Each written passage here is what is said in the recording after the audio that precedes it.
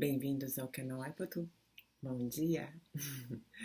Hoje eu vou falar sobre o nome do canal, Aipotu e a perfeição possível. E por que eu vou falar sobre isso? É porque, primeiro em relação ao nome. Aipotu é utopia ao avesso.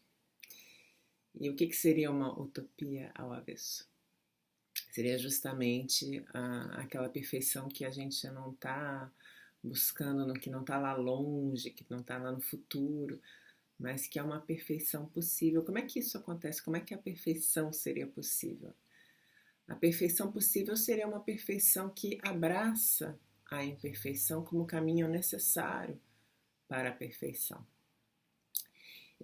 Quando a gente pensa, por exemplo, numa criança que está aprendendo a caminhar, todos os passos que ela dá, ou todos os passos que ela não dá, quando ela começa a engatinhar, quando ela começa a levantar e cair, tudo isso é o caminho perfeito para ela chegar aonde ela quer chegar, que é correr, caminhar, correr, pular, né? É isso que acontece com a criança. E se a gente pensar também, por exemplo, na borboleta, né? Todo o processo dela de ser uma lagarta e de se movimentar pelo mundo com a lentidão de uma lagarta se arrastando pelo chão, é o processo perfeito para ela um dia se transformar num casulo e um dia sair voando por aí como uma borboleta.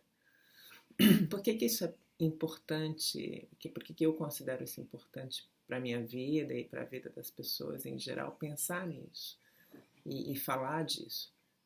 Porque eu acho que a gente toma a perfeição como um estado, como uma coisa sólida, que já teria que estar aqui, e que se ela não está aqui, então isso de certa maneira nos paralisa, isso não nos impede de agir, nos impede de fazer coisas, porque a gente conhece, a gente sabe, por exemplo, daquela pessoa que faz aquela coisa muito bem que a gente gostaria de fazer, né?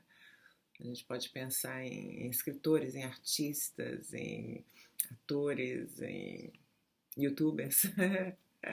Então, o que acontece é que o fato de que existem pessoas que fazem coisas muito bem, ou que existiram gênios, né, da música, coisas assim, acabam fazendo com que a gente fique paralisado, porque a gente não consegue imaginar que a gente teria a capacidade de fazer algo parecido. E talvez a gente não tenha, e tudo bem.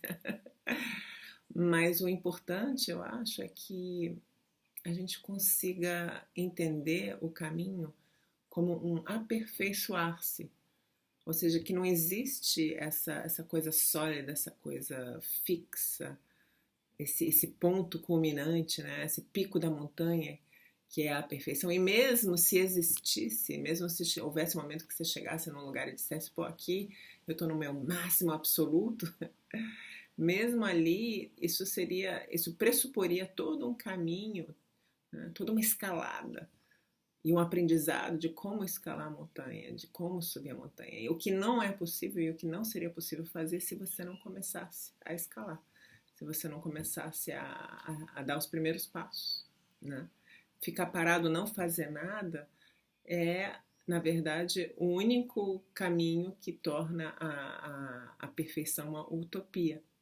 Porque quem não faz nunca chega lá. Nunca chega a um lugar onde você pode dizer, eu estou fazendo uma coisa bem feita, eu estou vivendo uma coisa plenamente, eu tô realmente sendo quem eu sou, né?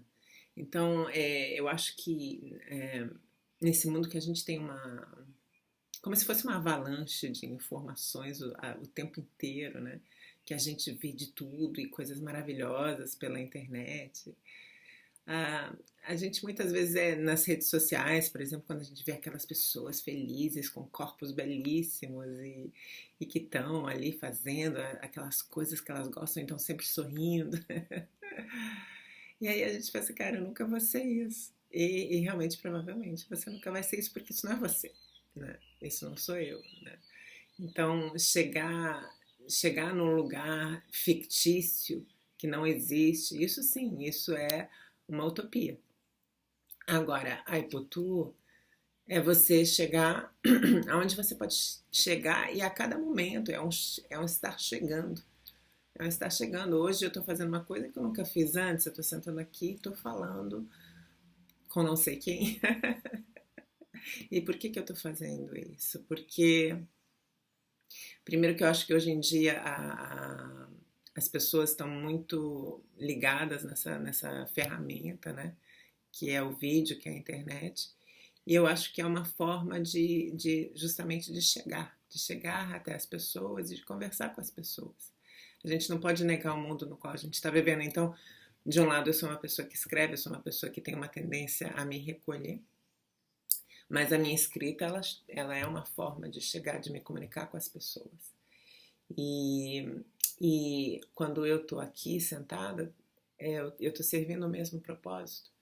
Eu estou servindo um propósito de falar, de buscar caminhos, de jogar sementes, né? Como eu falei no vídeo anterior, de buscar caminhos para jogar sementes.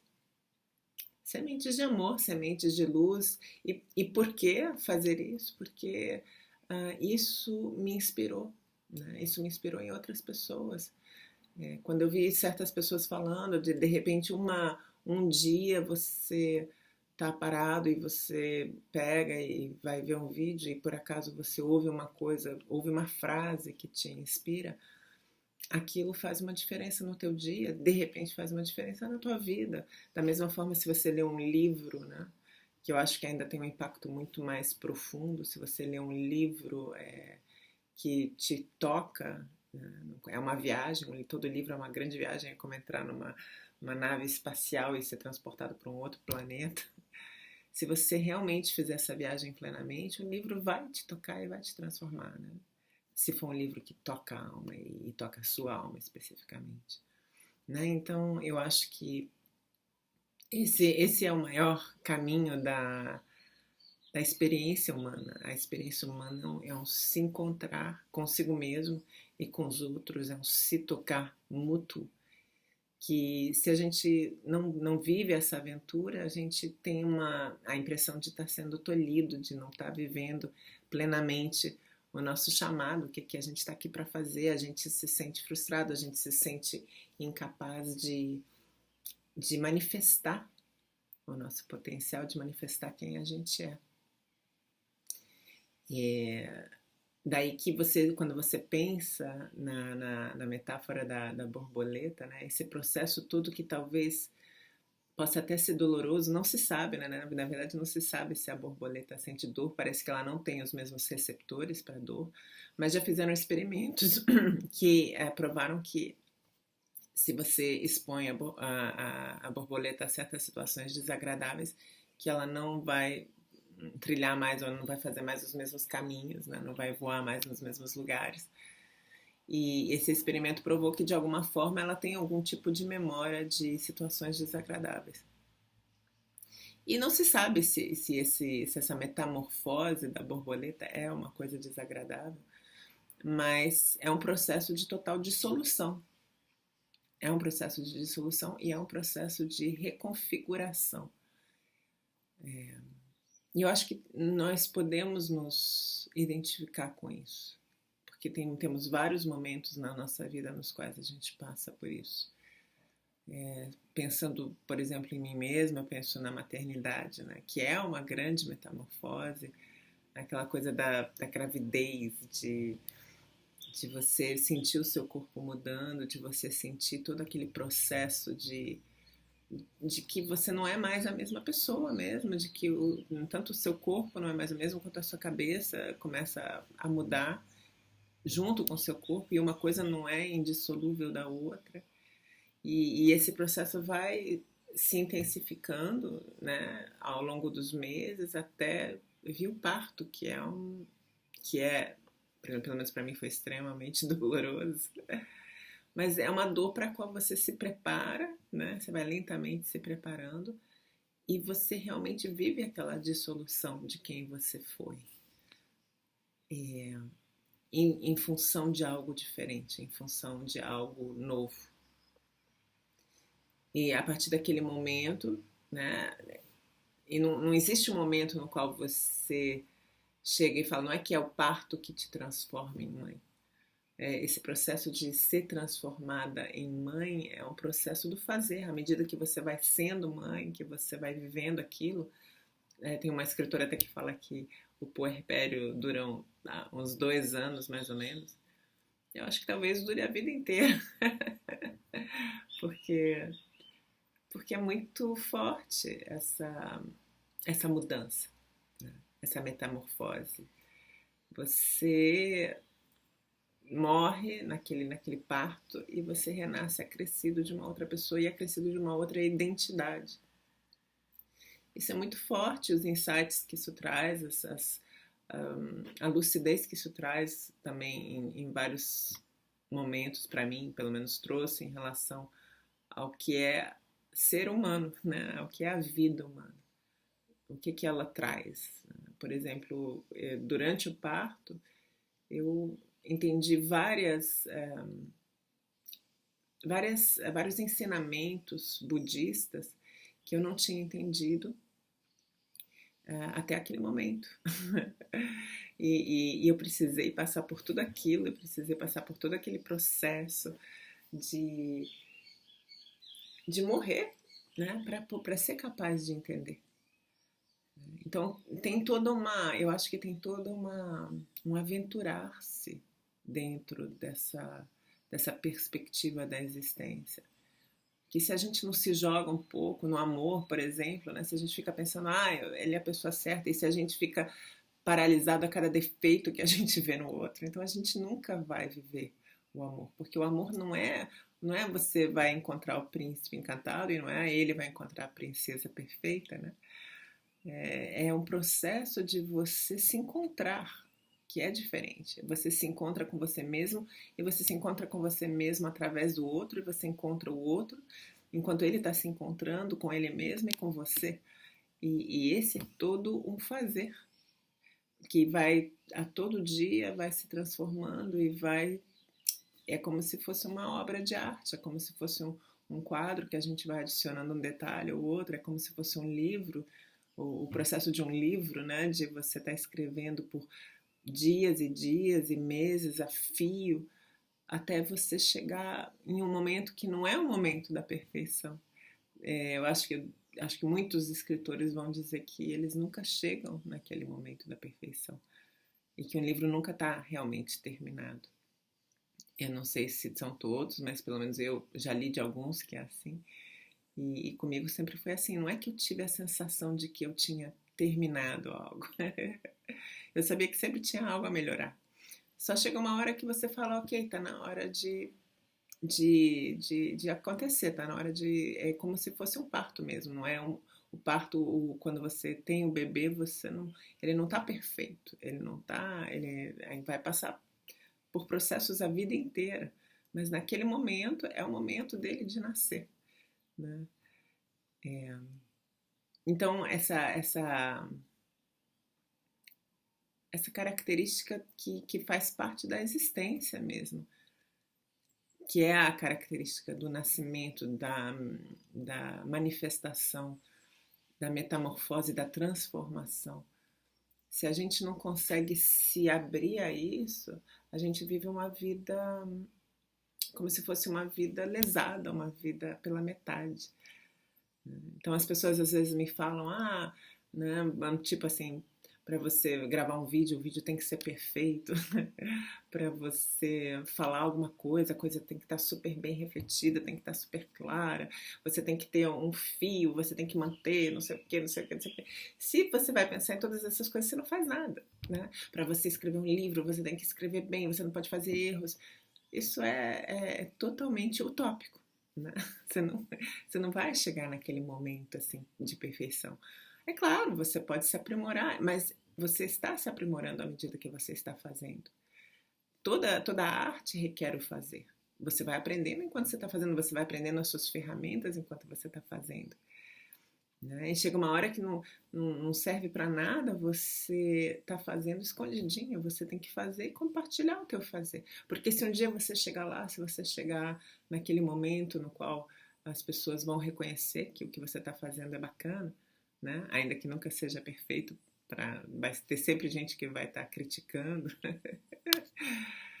mas pelo menos você vai ter todo um caminho, né, que você vai ter trilhado, que as pessoas vão ver, essa pessoa trilhou todo esse caminho e chegou até onde ela chegou, então eu também posso, né? Foi isso que os meus mestres me deram, né? Por exemplo, os mestres budistas, né? Eu estou dando vários exemplos aqui porque isso se manifesta em todos os âmbitos da existência. Os meus mestres budistas, eles falam que uma das grandes coisas que travam as pessoas em relação à meditação é porque elas acham que não meditam bem. E isso não tem nada a ver com meditação, né? Meditar bem não tem nada a ver com meditação. Meditação é um processo, é um meditar. Você senta e você acolhe, você aceita aquilo que é naquele momento. Porque é para isso que você está treinando. Você está treinando para sentar confortavelmente e para respirar confortavelmente com aquilo que está acontecendo, o que quer que seja. Né? Pode ter uma tempestade acontecendo, né? Pode ter gente morrendo, você pode estar numa situação horrível. Você está treinando para esse lugar, para um lugar onde você vai conseguir sentar ou estar com aquilo que te incomoda. Tem uma mestra budista que escreveu um livro que eu acho que se chama, o título é Vá para os lugares que te assustam, né? Acho que é alguma coisa assim, Pema Chodron, o nome dela. E ela fala dessa necessidade de você estar com aquilo que é desconfortável e é difícil. Quando você está fazendo alguma coisa, você vai estar com a crítica tua, que é a mais implacável e a mais difícil, e você vai estar com a crítica dos outros, que é terrível também. Os outros sabem ser extremamente críticos, né? Porque eles são consigo mesmo. Então eles vão olhar para você, se eu não tenho coragem de fazer isso, como é que você tem coragem de fazer isso? Você que nunca fez isso, que absurdo. E eu acho que é isso, né?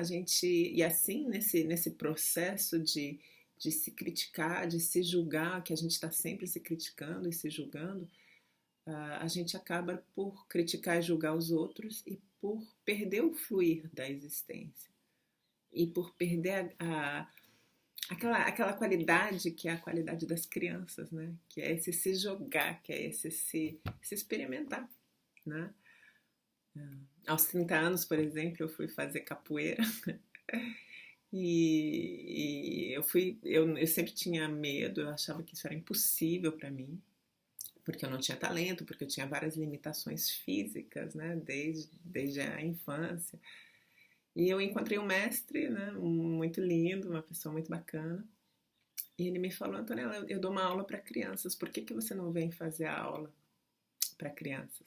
Por que você não vem fazer uma aula, né, junto com as crianças? E eu fiquei com aquilo na cabeça e eu acabei indo. E foi assim que eu comecei a fazer capoeira, né? Fui entendendo o espírito que estava por detrás da coisa. Eu via as crianças simplesmente curtindo aquele momento. Elas se jogavam naquilo, elas tentavam. Por mais estranho ou ridículo que fosse o movimento que elas estavam fazendo, elas não se importavam. E aí eu pensei, cara, onde que a gente perde isso? Onde que a gente perde esse medo de ser ridículo? Porque quando a gente tem o medo de ser ridículo, a gente não se joga, né? A gente não se joga na vida, a gente não vive. Porque, na verdade, a maior parte da vida, a maior parte do fazer, a maior parte dos nossos dramas, das nossas dificuldades são ridículas, né? Se a gente olhar sob um certo ponto de vista. E se a gente não tenta, se a gente não se dispõe a ser ridículo, a gente não consegue fazer nada. Isso que é o interessante, né, da vida. Essa capacidade de se abraçar. E quando a gente vai aprendendo a se abraçar, a gente vai abraçando os outros. Bom, se vocês gostaram de hoje, curtam o canal, compartilhem com os amigos e até a próxima. Um beijo bem grande.